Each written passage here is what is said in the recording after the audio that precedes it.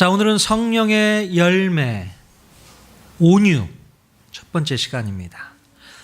자, 가을이잖아요.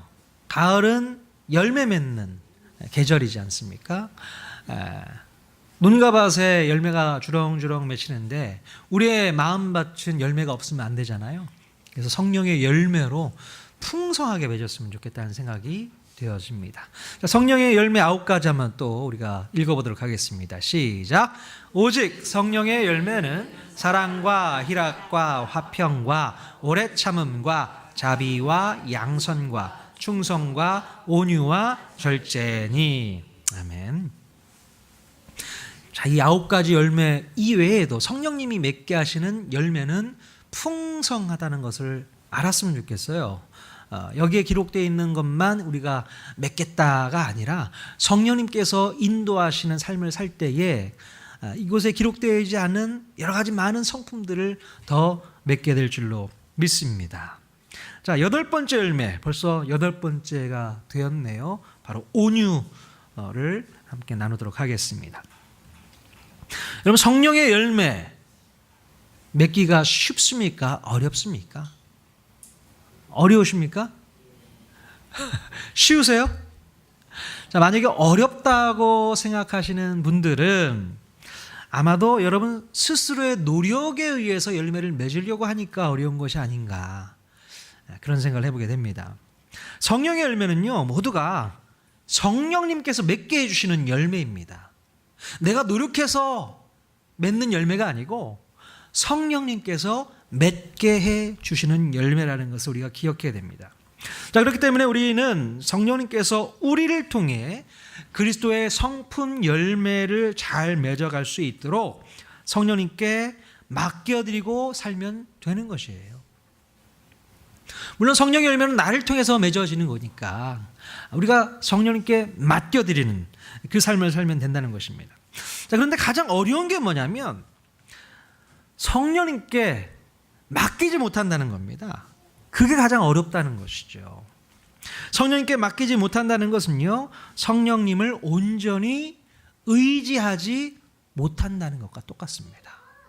성령님께 맡기지 못하는 게 바로 성령님을 의지하지 못하기 때문에 그렇다는 거예요.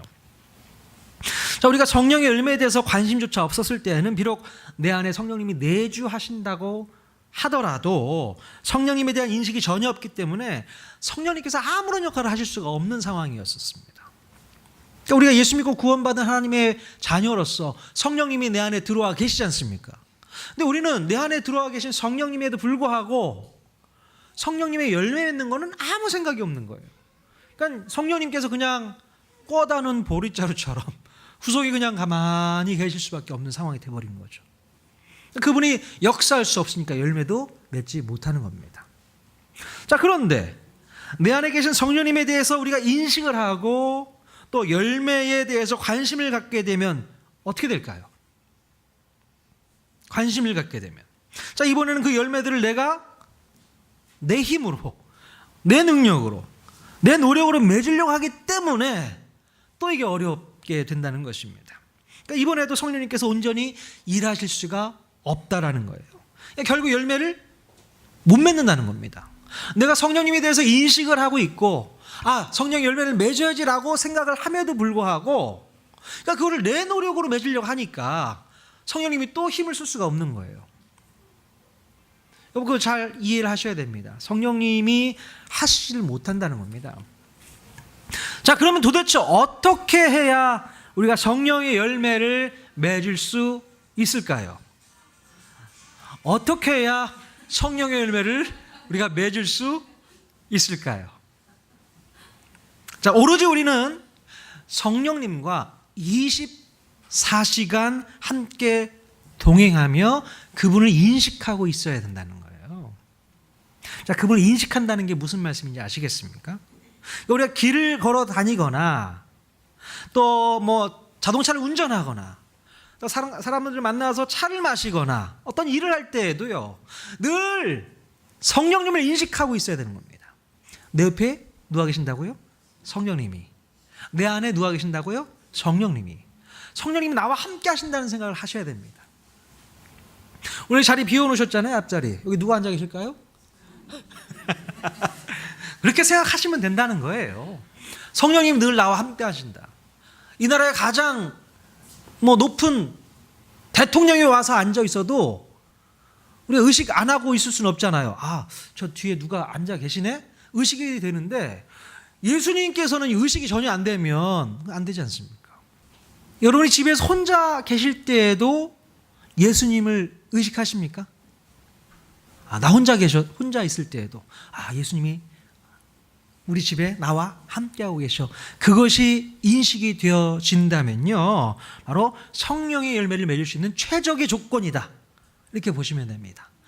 그렇게 느껴지는, 그것이 습관화되어지고 내 마음 가운데 충만하게 그것이 느껴지는 사람들은 성령의 열매를 맺을 수 있는 최적의 조건을 갖고 있다고 저는 생각을 합니다. 자, 그런데 여러분, 성령님께서 내 옆에 계시다고 생각을 하며 생활하는 것, 이게 참 어려운 거예요. 잘 잊어버려요. 내 옆에 계시다는 생각을 분명히 하긴 하지만 24시간 그 생각을 하지는 못하거든요. 그게 어렵다는 겁니다. 그럼 우리 죄의 본성이요, 우리 타락한 자아가 모든 것을 결정하고 선택하고 말하고 행동하게 한다는 것입니다. 그래서 우리는 그 죄로 인해 타락한 자아가 말하고 행동하고 결정하는데 너무 잘 길들여져 있는 사람이에요. 그러니까 성령님이 하게 하시는 것보다도 내 안에 있는 죄의 본성, 타락한 자아로 인해서 행동하고 생각하고 말하게 하고 결정하고 선택하게 만든다는 겁니다. 성령님과는 상관없이. 자, 그래서 우리 성령님께 그 주도권을 넘겨드리기가 너무 어렵다는 거예요. 그러니까 내가 하려고 한다는 겁니다. 내가 내 삶의 핸들을 붙잡고 내가 여전히 운전하고 있다는 겁니다. 내 삶에 핸들이 있다면 그 핸들을 가지고 운전을 내가 한다는 거예요. 자, 그러나 성령님께 주도권을 넘겨드린다는 것은요, 내가 붙잡고 있는 그 핸들을 누구한테 맡기는 거예요? 성령님께 맡겨드리는 겁니다. 여러분, 운전하시는 분들, 혹시 그 운전대를 남에게 쉽게 맡길 수 있는 분들이 계십니까? 보통 자기 아내에게 운전을 맡기가 불편한 남편들 많이 있으시잖아요. 아내의 실력이 어떻든지 간에 차라리 내가 오고 말지 누구한테 맡기는 걸 어려워하는 분들이 있습니다. 마찬가지예요. 성령님께 핸들을 넘기기가 어려운 이유는, 그러니까 성령님께서 하시는 방식들이 마음에 안 들 때가 있다는 겁니다. 그 이해가 되십니까? 성령님이 일하시는 방식이 내 스타일하고 안 맞을 때에 너무 불편함을 느끼거든요.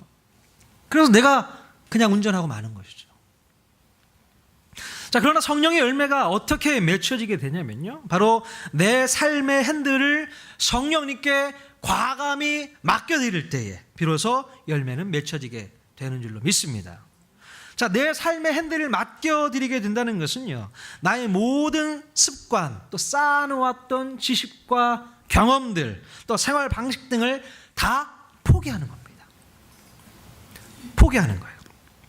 근데 이것이 포기가 쉽게 되지를 않습니다. 여러분, 지금까지 살아왔던 시간들 한번 생각해 보십시오. 삶에, 몸에 배어있던 그런 생활 방식들, 그런 가치관들, 또 여러 가지 모든 습관들, 여러분이 갖고 있던 모든 지식과 경험들, 자, 이런 것들이 성령님의 인도하심과 충돌을 하게 되잖아요.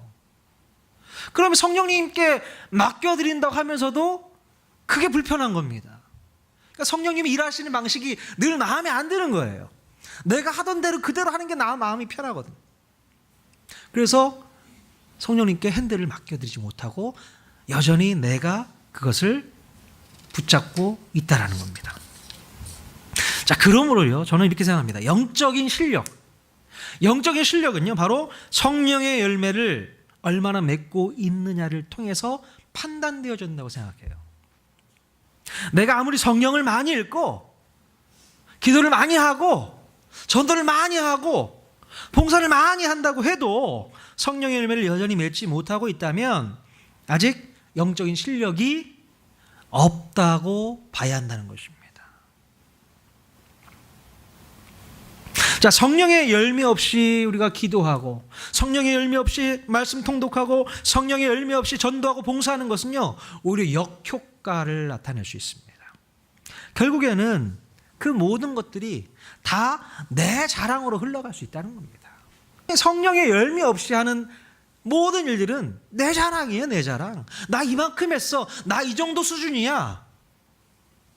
그러면서 그렇게 못하는 사람들을 보면서 비판하고 비난하고 내 밑으로 생각을 하게 된다는 것이죠. 근데 여러분, 그게 실력이 아닙니다. 진정한 영적인 실력은 성령의 열매를 맺어 나가는 것. 그게 진정한 실력인 줄로 믿습니다.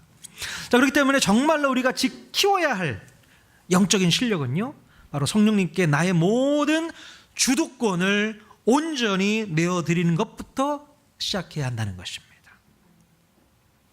아까도 말씀드렸지만 내 삶의 주도권을 내어드린다는 것은요, 나에게 익숙해져 있는 모든 생각들, 모든 가치관, 또 모든 습관, 모든 생활 방식들, 이런 것들을 모두 다 내려놓는 것부터 시작해야 한다는 것입니다. 그리고 성령님을 앞세워서 온전히 의지하고 의존하는 것이 자유로운 사람, 그 사람이 실력 있는 사람인 거예요. 하나님을 의지하고 의존하는 게 너무 좋아, 너무 자연스러워, 그게 너무 기쁜 사람만이 영적인 실력을 가질 수 있는 사람인 줄로 믿습니다. 자, 오늘 우리가 나누게 될 이 성령의 열매, 온유, 이 온유는요, 바로 영적인 실력이 있어야만 맺을 수 있는 그런 열매입니다. 오늘 읽은 본문에서 예수님께서는 주님의 멍에를 메고 우리 주님께 배우라고 말씀하고 있잖아요. 자, 무엇을 배우라는 말씀입니까? 주님의 성품 중인 하나인 온유와 겸손을 배우라고 말씀하고 있습니다. 진정으로 온유한 성품이 무엇인지 우리 주님을 통해서 우리는 정확히 알고 배워야 될 줄로 믿습니다. 자, 그러면 예수님은 온유하신 분이셨을까요? 말도 안 되는 질문을 제가 드렸나요? 당연히 예수님은 온유하신 분이시죠. 그러니까 나에게서 온유를 배우라 라고 말씀하고 있는 거 아니겠습니까? 자, 그런데요, 성경 몇 구절을 좀 찾아보면요, 좀 그렇지 않은 부분도 있다라는 것을 여러분 발견하실 수 있게 됩니다. 한번 찾아볼까요? 마태복음 23장 33절 말씀. 자, 같이 한번 읽어보겠습니다. 시작. 뱀들아, 독사의 새끼들아, 너희가 어떻게 지옥의 판결을 피하겠느냐. 죄송해요, 너무 발음이 셌습니다. 누가에게 하는 얘기예요? 지금 예수님께서 외식하는 서기관들과 바리새인들에게 하고 있는 이야기입니다. 이 뱀들아, 독사의 새끼들아. 자, 우리의 문화로 바꿔서 얘기를 하자면 우리는 친숙한 게 개잖아요. 이게 바로 욕입니다. 그들 향해서 욕하고 있는 거예요. 이런 뱀 같은 것들, 이런 뱀 독사의 새끼들, 어떻게 너희가 지옥의 판결을 피하겠느냐. 좀 이렇게 부드럽게 하셔도 되잖아요. 굳이 욕 안 하셔도 너희들 그러면 못 써, 그러면 안 돼, 편하게 얘기하실 수도 있었을 텐데 예수님께서 강조점을 줘서 욕을 하셨어요. 다른 말씀 또 볼게요. 자, 심지어 예수님의 제자인 베드로에게도 이런 말씀하셨습니다. 마태복음 16장 23절인데 같이 읽겠습니다. 시작. 사단아, 내 뒤로 물러가라. 너는 나를 넘어지게 하는 자로다. 아니, 어떻게 예수님께서 사랑하는 제자 베드로에게, 또 좀 전에는 야, 네가 정말 잘했다 칭찬했던 베드로인데 갑자기 돌변하셔서 사단아, 내 뒤로 물러가라. 지금 베드로가 깜짝 놀랐을 겁니다. 아니, 어떻게 예수님께서 나에게 사단이라고 얘기를 하나. 여러분 생각해 보십시오. 제가 갑자기 우리 은정 씨에게 사단아, 물러가, 이러면 기분 좋아요, 나빠요? 네? 나쁘죠. 누가 들어도 나쁩니다. 제가 그 얘기를 들어도 저는 상처받았을 거예요, 예수님한테. 예수님 어떻게 사람에게 상처를 주십니까? 좀 편하게 듣기 좋게 얘기하실 수 있는 거 아니겠습니까? 베드로야, 너 그러면 안 돼. 그렇게 하지 마. 좀 돌려서 표현할 수 있잖아. 왜 이렇게 직설적으로 사단아, 내 뒤로 물러가라. 왜 그렇게 얘기를 하셔야 돼요? 예수님 지금 그러셨습니다. 자, 요한복음 2장 14절에서 15절도 한번 볼게요. 같이 한번 읽겠습니다. 시작.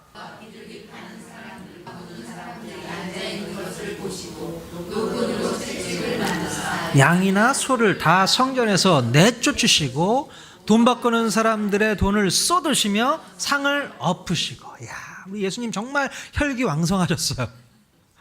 자, 노끈으로 채찍을 만드셨습니다. 그래서 어떻게 하셨다고요?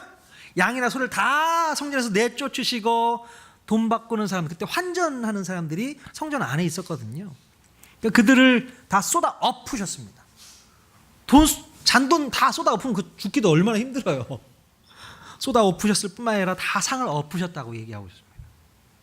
아니, 그 부분만 따서 예수님을 보면요, 예수님은 정말 혈기왕성하셨던 분이고 온유의 모습이 너무 없으세요. 굳이 그렇게까지 하셔야 되나? 그냥 좋은 말로 타일러서 내보낼 수 있는 거 아니겠습니까? 여기서 이러면 안 됩니다.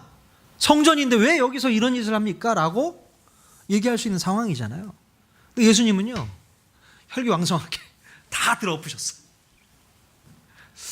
아직도 젊으셔서 그러셨으려나요? 자, 또 다른 부분 한번 볼까요? 자, 요한복음 18장 22절 23절 말씀 또 한번 또 읽겠습니다. 시작.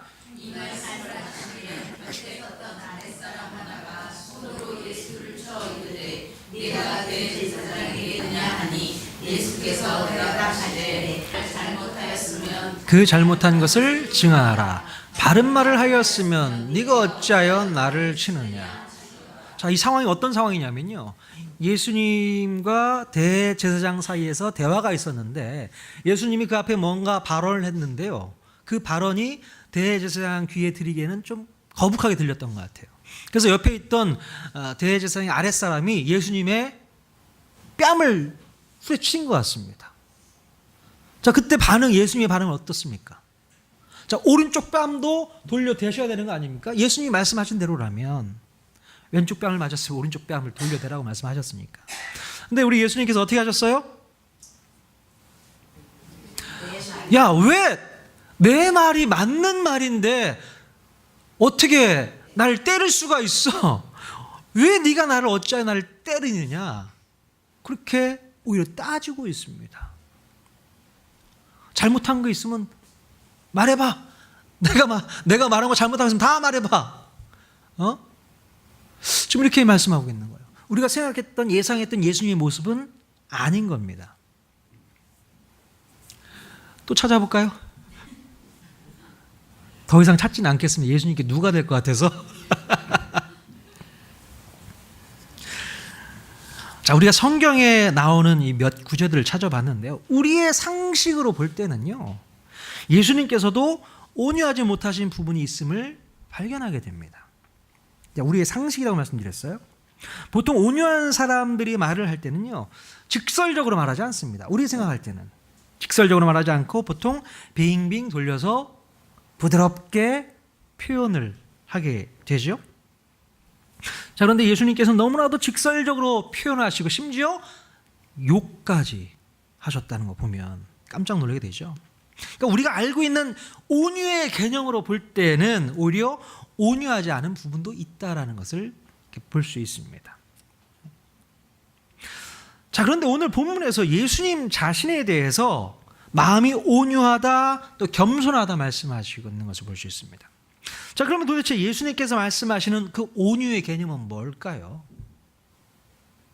우리가 알고 있는 온유의 개념과는 어떻게 다를까?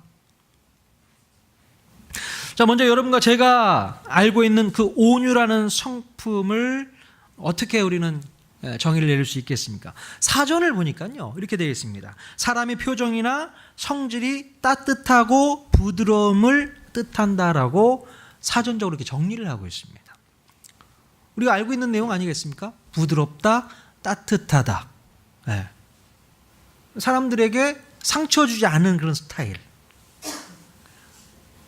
제가 좀 이렇게 부드러워 보이십니까? 죄송해요. 네. 자, 정말 온유라는 말이 우리가 표면적으로 볼 때에 단순히 따뜻하고 부드러움만을 뜻하고 있다면 누구라도 다 흉내낼 수 있는 거 아닙니까? 그게 온유라고 한다면 하나님을 알지 못하는, 예수님을 알지 못하는, 성령님이 임재하지 않고 있는 그런 사람들도 온유의 모습을 나타낼 수 있고 그 열매를 맺게 되는 거 아니겠어요? 뭐 영화배우 잘하는 안성기 같은 배우 너무 좋아하는데 보기만 해도 되게 부드럽잖아요, 사람이. 예.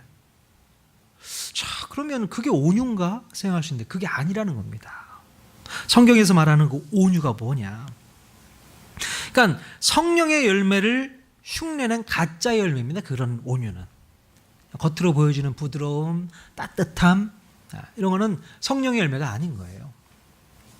자, 그러면 우리가 분명히 온유가 무엇인지를 깨닫게 되어야 되는 것입니다. 자, 성령님께서 맺게 해주시는 열매, 그 온유란 말의 원어 프라우테스, 헬라어로 얘기하면 프라우테스라는 단어입니다. 이게 무슨 뜻일까요? 헬라어 프라우테스라는 단어는요, 길들여진 야생동물의 모습을 하고 있습니다. 길들여진 야생동물. 자, 야생동물의 습성이 어떻습니까? 거칠고 또 난폭하고 본능에 의해서 움직이는 게 야생동물이잖아요.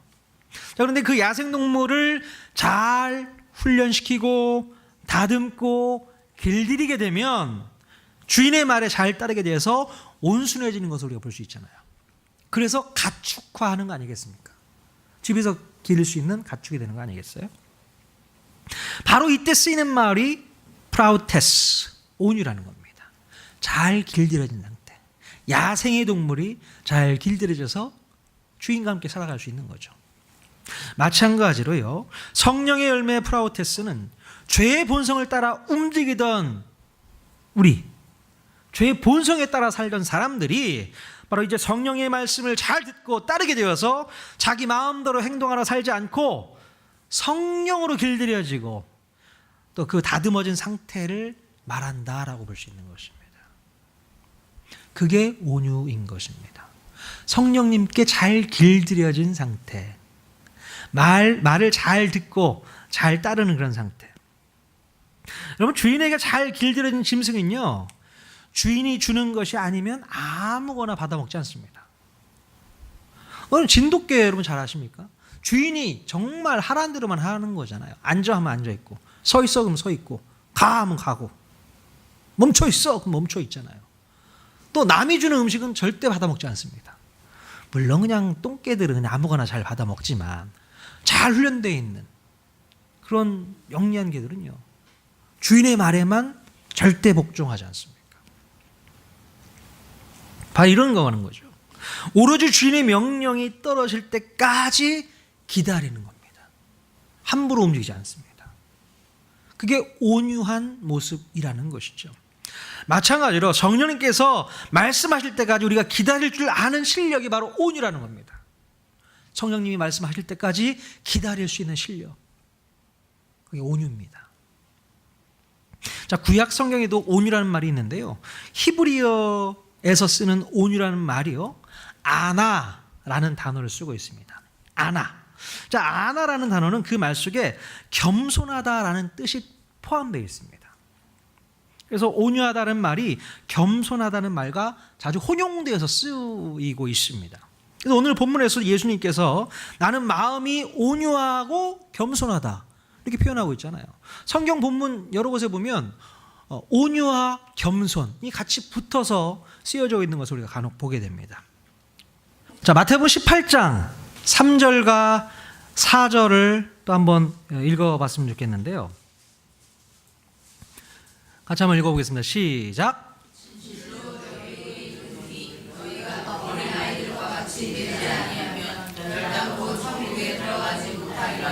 그러므로 누구든지 이 어린아이와 같이 자기를 낮추는 사람이 천국에서 큰 자니라. 네, 온유와 겸손이 무엇인지를 알려주는 본문이라고 저는 생각을 해요. 자, 이 말씀에 보면 누가 등장합니까? 어린아이가 등장해요. 예수님께서 뭐라고 표현하셨냐면 이 어린아이와 같이 자기를 낮추는 사람이 천국에서 크다라고 말씀하고 있습니다. 그러니까 예수님께서 보실 때 자기를 낮추는 가장 겸손한 인물이 뭐였다고요? 어린아이였다는 겁니다. 자, 물론 우리가 생각할 때 어린아이는 그다지 겸손하지 않습니다. 애가 뭘 겸손을 해요? 부모의 말을 잘 안 들을 때도 있잖아, 아이들은. 그리고 남을 잘 배려할 줄 몰라요. 애들이 어떻게 남을 배려합니까?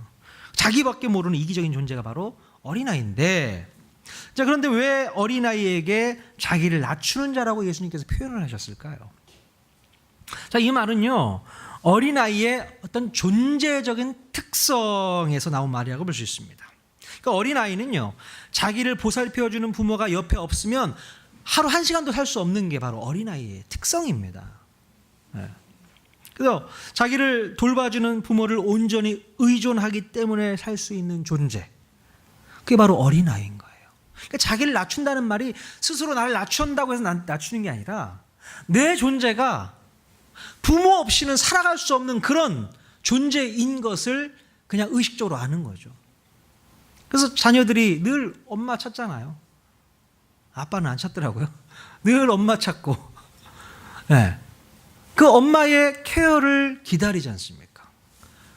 먹을 거 주고, 또 입힐 거 입히고, 재울 거 재우고, 그런 의존적인 상황, 그것을 필요로 하는 것이 바로 어린아이라는 것이죠. 자, 그러므로 주님 안에서 겸손하다는 거나 이제 온유하다는 말의 뜻이 뭐냐면, 오로지 하나님을 의지하지 않고서는 하루도 살 수 없는 존재가 되어버린 상태를 말한다는 거예요. 다시 한번 할까요?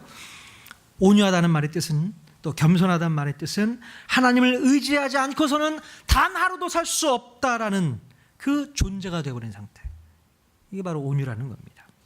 내 옆에 우리 주님이 동행해 주시지 않으면 금방이라도 죽을 것 같이 아무것도 할 수 없는 상태가 바로 겸손이고 온유라는 겁니다. 그러니까 나 혼자서는 아무것도 할 수 없다고 진심으로 고백하는 것이 진짜 실력인 것이죠. 근데 세상 사람들은 그걸 실력으로 말하지 않습니다. 나 혼자 내 힘으로, 내 능력으로 내가 모든 것을 다 할 수 있는 사람이 실력자라고 표현하지만, 우리 성령님은 그게 아니에요. 네 힘으로 아무것도 할 수 없어 고백하고 우리 주님의 힘에 온전히 의지하고 의존할 수 있는 그 마음의 자세를 갖고 있는 것이 바로 영적인 실력이라고 말하고 있는 것입니다. 자, 우리가 진짜 영적인 실력은요, 성경을 많이 읽고 말씀을 많이 보고 기도도 많이 하고 전도 많이 하고 봉사 많이 한다고 해서 생기는 게 아니라는 거예요. 오로지 주님만 의지하고 오로지 주님의 인도하심에 잘 길들여진 사람만이 실력이 있는 사람이고, 바로 그 실력이 온유함으로 나타나게 된다는 것입니다. 여러분, 정말로 매 순간마다 성령님께 의지하고 성령님 말씀에 의존하는 사람은요, 오늘 본문에서 예수님께서 말씀하신 것처럼 진정한 쉼을 얻을 수 있게 되는 것입니다. 왜 그게 쉼을 얻을 수 있는 건가? 자, 본문 29절에 보면 나의 멍에를 메고 내게 배우라 라고 말씀하고 있잖아요. 멍에를 맨다는 거, 나의 멍에를 맨다는 게 무슨 말일까? 우리 그림 한번 보여주세요. 자, 어떤 소가 어미소일까요? 뭐 이 그림을 봐서 모르지만 분명 나이가 다른 소일 것 같습니다. 한쪽은 어미소, 한쪽은 새끼소일 수 있는데, 저걸 바로 멍에라고 하지 않습니까? 목에 매 있는 거. 이스라엘 그 나라에서는요, 보통 이 쌍멍에, 그걸 쌍멍에라고 하는데, 한 결이가 두 마리잖아요. 두 마리 소가 함께 이제 밭을 일구는 그런 모습을 많이 볼 수 있는데요. 바로 저 얘기를 좀 예수님께서 하고 있는 것입니다. 나의 멍에를 메고 나에게 배우라라고 얘기하고 있는 것이죠. 예. 자, 예수님과 함께 멍에를 메고 걸어가면 어떨까요? 저 모습을 가지고 예수님과 함께 멍에를 메고 함께 걸어가면 어떻겠습니까?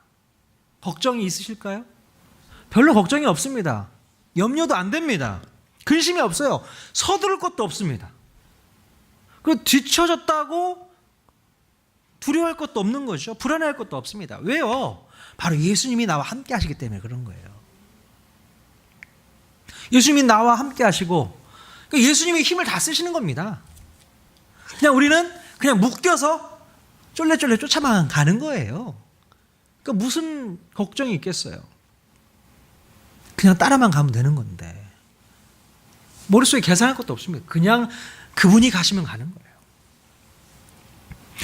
자, 우리가 예수님께 묶여 있으면 우리는 예수님의 수준으로 올라갈 수밖에 없습니다.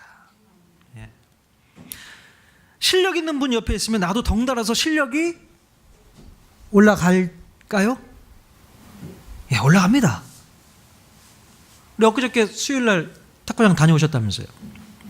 우리 김지아 집사님이 탁구를 잘 받아줬더니 은정 씨가 잘 받아쳤다는 이야기를 제가 들었습니다. 예, 원래 잘 치셨는지 모르겠지만 그게요, 잘 받아주니까 칠 수 있는 거 아니겠어요? 실력자 옆에 있으면 나도 덩달아서 실력이 올라가는 거예요. 믿으시면 아멘 해주세요. 정말요, 나는 실력이 없는 사람인데 실력자가 잘 공을 받아주니까, 내가 잘 칠 수 있도록 맞게 공을 던져주니까 나도 그냥 마음껏 치는 거예요. 그러면서 야, 내 실력이 이렇게 늘었나 착각하지 말라는 겁니다. 다음 주에 확인하도록 하겠습니다. 자, 그래서 예수님께서는요, 내 멍에는 쉽고 내 짐은 가볍다라고 말씀하고 있는 것이죠. 그 멍에를 함께 매일 때 우리는 참 쉼, 참 평안을 얻을 수 있게 된다는 것입니다. 여러분, 늘 예수님과 동행하는 실력자는요, 어떤 사람을 만나도 그 상대방에 대해서 열등감을 느끼거나 우월감을 느낄 수가 없습니다. 왜 그럴까요? 왜냐하면 모든 사람이 주님을 떠나서는 아무것도 할 수 없다라는 것을 아는 것이기 때문에, 아무것도 할 수 없는 존재라는 것을 알기 때문에 그렇다는 거예요. 주님을 떠나 있기 때문에 실패하고 넘어지는 것이고, 또 주님을 잘 붙들기 때문에 성공하는 거, 그거 알잖아요. 그렇기 때문에 모든 것이 다 주님으로부터 나오는 것이기 때문에 비교의식을 느낄 필요가 없는 것입니다. 아, 저 사람을 볼 때 저 사람이 잘하는 것 같아. 그러면 왠지 우리는 주눅 들고 열등감이 빠지는 경우가 있잖아요. 그럴 필요가 없다는 겁니다. 아, 저 사람이 주님께 붙어 있으니까 저렇게 잘하는구나. 못하면 또 저 사람이 주님과 멀어졌기 때문에 못하는구나, 안타까움이 되는 거죠. 그러니까 내가 우월할 필요가 없는 거죠. 내가 붙어 있기 때문에 내가 잘하는 거고, 그걸 알 수 있는 거예요. 이해가 되십니까? 그러니까 우리가 주님께 붙어 있어야만 상대방을 만났을 때에도, 누구를 만나더라도 스트레스를 받지 않습니다. 비교의식이 없는 거예요. 사라질 수밖에 없는 것입니다. 다른 예를 한번 들어볼까요? 갈라디아서 6장 1절 말씀 한번 찾아보겠습니다. 같이 읽겠습니다. 시작.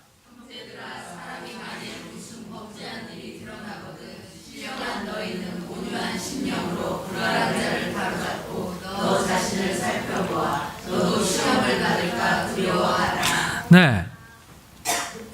만약 어떤 범죄한 사실이 드러난 사람을 대할 때는요, 뭐라고 했습니까?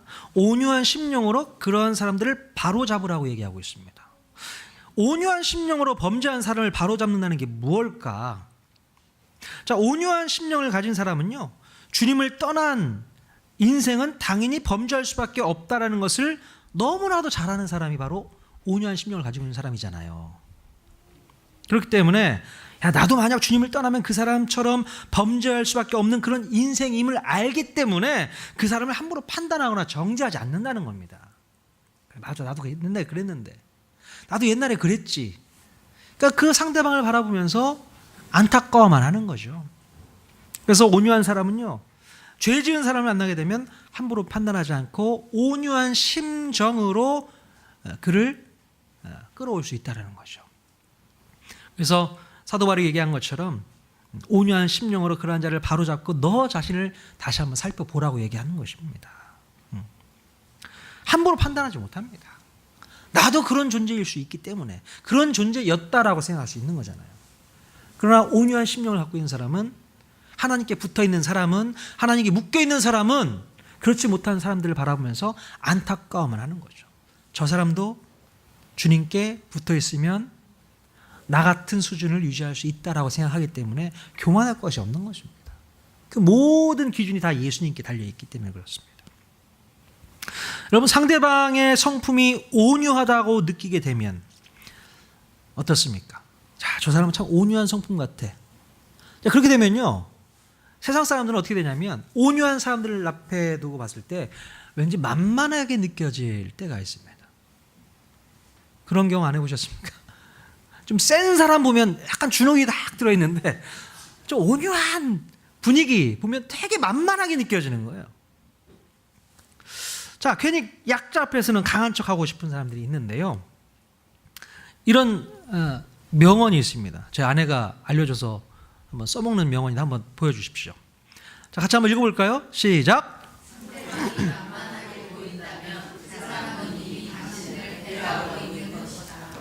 무슨 말씀인지 이해가 되십니까?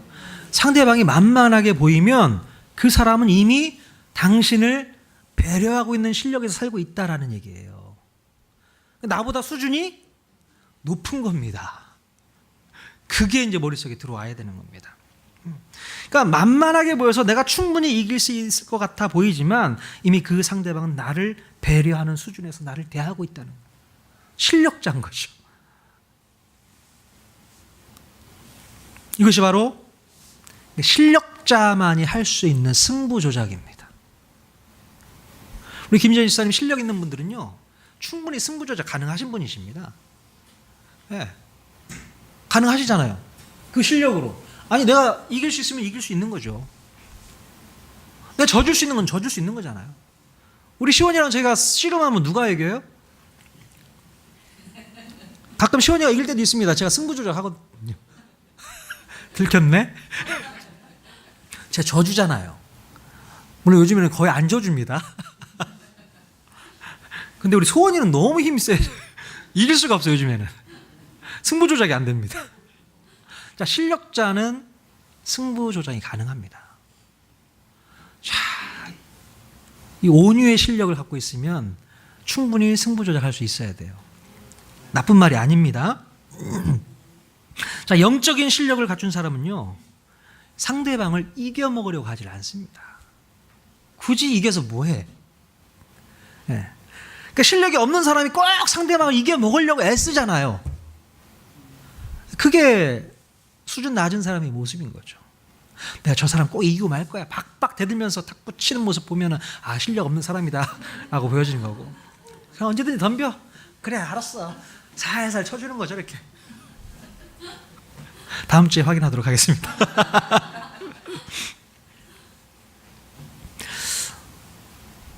자, 그러므로 온유하고 겸손한 실력을 갖춘 사람을 보게 되면 그분한테 한 수 가르쳐 주십시오라고 얘기를 해야 되는 것이죠. 자, 저분이 참 온유하고 겸손하신 분 같아. 정말로. 그러면 한 수 가르쳐 주십시오 라고 직접 물어보십시오. 자, 그러면 그 사람이 뭐라고 대답할까요? 뭐라고 대답하냐면, 너도 예수님과 함께 멍에를 매봐. 그렇게 얘기를 하신다는 거예요. 주님과 함께 멍에를 매면 그게 가능하다는 겁니다. 여러분, 그러나 아무리 예수님과 함께 멍에를 메고 있다고 해도요, 무조건 실력이 늘지는 않을 때도 있습니다. 아니, 주님과 함께 멍에를 메고 있는데 왜 실력이 안 늘어요?